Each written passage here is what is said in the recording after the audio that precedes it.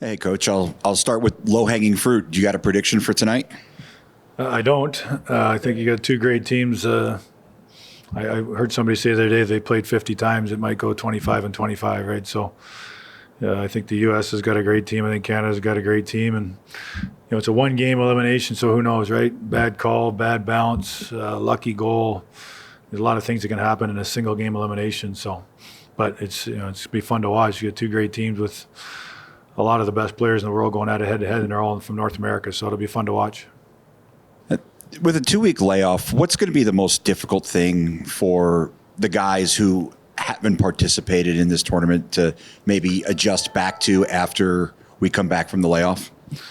Well, it's hard. I mean, this week, just with small numbers we have, we're trying to recreate some 5-on-5 situations that they're going to be faced with, and you're trying to manage getting them enough work, but not getting too much work where guys get sore from being off for a while and don't have energy and good legs going into the weekend. So we've really huddled together, talked to Butch, talked to our medical staff, talked to our strength coaches just to try and come up with a good balance, and got feedback from the veteran guys who opinion matters. And, hopefully we've done that. This team's always done a good job of coming out of the break. I think if you're good defensively, which we are, I think if you pay attention to the details, you're going to give yourself a chance to win hockey games. So hopefully that's the case for us.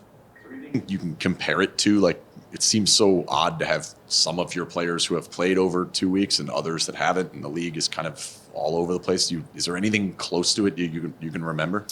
Well, you're looking at a guy who spent 20 years in the American Hockey League, and I did it for 20 years, right? Yeah.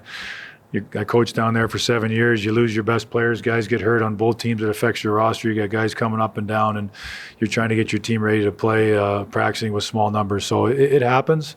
We put a lot of time and thought into try and come up with ideas that we can work on things with the numbers we have and still give the guys the rest ratios that they can assimilate a game situation. So, we're happy with the first day was just getting the rust off, getting a good sweat in. The next 2 days of trying to get some work in the areas of the game we feel are important, which we think we've done. And we'll back off a little bit tomorrow and just touch on a few more things, but hopefully give them a chance to recover and re-energize for the game on Saturday.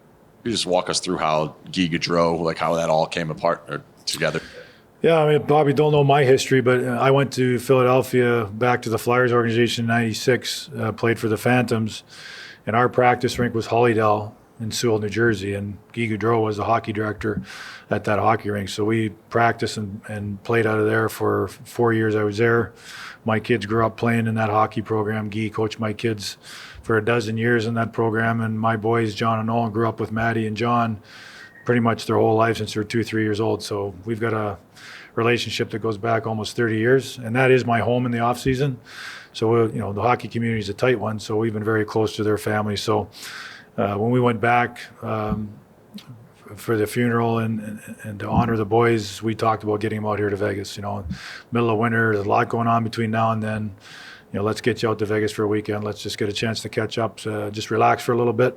He loves being around the rink. That's his favorite thing to do. He knows a lot of these guys. I know he was with USA and had a chance to talk to Hanny, who he knew well from his days in Calgary. He was catching up with Derek Eglin today, who he knew from Calgary. So I think it's just nice to see him being around the rink. It's probably the environment he's most comfortable in, and he's been a good friend for a long time. So it's just good to have him in town for a few days. You go back to your comment about getting the guys out there, shake off the rust. On the flip side of that, at some point during a regular season, everybody's getting a break. These guys have not. Is there any worry with the guys that are coming back from Four Nations? Because you got a game on Saturday. Yeah, it's a good question, and there's no, it's a legitimate concern. Those guys, Mark Stone and Jack and Hanny and Hilly and Theo. Theo's hurt, but those guys have been on the road for over 3 weeks now. If you go back to the road trip that we've had, and that's a long time. So, I think with the facilities and the way the guys are treated now, I think you can still get your rest and recover even though you're on the road. But it's tough. You've been on the road for a month, or 3 weeks rather. So, we're going to have to manage that. Give the guys maintenance days when they need it. I think the good thing is they're playing at a high level. They've been in some really high-intensity competitions, and hopefully they can pick up where they left off and come in and lead our team in that situation where we're trying to catch up to the speed of the game. But, yeah, I think it's a legitimate concern. The other thing I'll say is we're all coming off a break, right? The first time they had that extended break, some teams were on the break at different times, and you had teams coming out of the break that were playing teams that already played a couple games, and it made a difference. Teams that had played games were a lot sharper than teams that hadn't, and now, you're playing an equal slate where we're all faced with the same situation where we're trying to get our teams ready after a long break. So, to me, it's an equal playing field, and we feel confident with the group we have. We'll be ready to go. What have you liked most about what the D-Corps has done to this point, and are there any areas that you're challenging them here in the home stretch? Yeah, I think if you go back to the course of the season, Ashley, we didn't defend the rush very good at all coming out of the gates. And, we were winning hockey games where we had to score a lot of goals. And I think that part of our game has gotten a lot better. I just think our whole defensive game with our forwards tracking the puck and our D holding better gaps is getting a lot better as of late. If you go back to the Jersey game, there's a high offensive team that we really didn't give much at all, and it was because of those things. So I just think we've built our game as the year progressed. We had a lot of new people this year as well, so we're trying to integrate that. But in terms of the D, the rush play was a concern early on, and then it was just closing people in the D zone, trying to spend less time there. And then the thing we work on all the time is just being cleaner with our touches. Play below the goal line, try and get the puck up to our forwards from D zone play or from breakouts, and same thing in transition. So those are the things that you're always, as coaches, wanting your D to get better at. And we weren't that concerned when it wasn't at a high level, because, listen, we're trying to get somewhere at the end of the year and build something that when the games are critical and they mean the most, that our game is in a position where it's going to allow us to have success. So I think we've done that. I think there's guys that have, I thought Nick Hague had a great trip, really played well with Pietrangelo. I thought the whole group on the back end played well. Unfortunately for Theo got hurt, I thought he was playing at a really high level. And, Naber's been and Petro, veteran guys, have just been rock solid all year. So we like the group we have, and we talked about the depth. I think it was 2 days ago with Huddy and Corsi. We feel like we've got players that can come in and help us and not have any drop off in our level of play. So, but, I think it's always defense first for us. Take care of the details defensively, and the rest of the rink will take care of itself. John, I know that you felt maybe the team's game hadn't slipped that much, but the wins were harder to come by, and then you had 2 good wins before the break.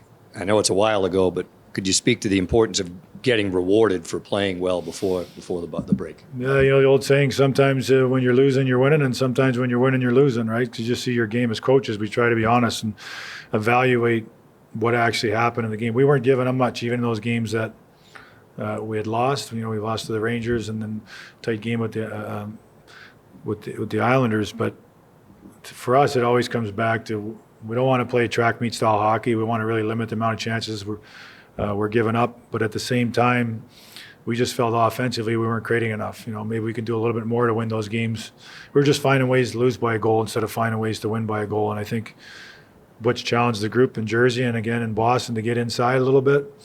Get to the net a little more, spend a little more time inside the dots, along with our commitment to keeping the puck out of our net, and I thought we did that. So I think that's going to be the key for us. It's always a balance. But I always think when we're playing well defensively, we create more offense. I think offensively, a long season, 82 games, we just have to remind ourselves that the game is played inside this time of the year, and we're going to have to be willing to get there. And our guys did a great job. So, we like the way the game progressed, and it's nice to win your last 2 games going into the break. You just feel better about yourself.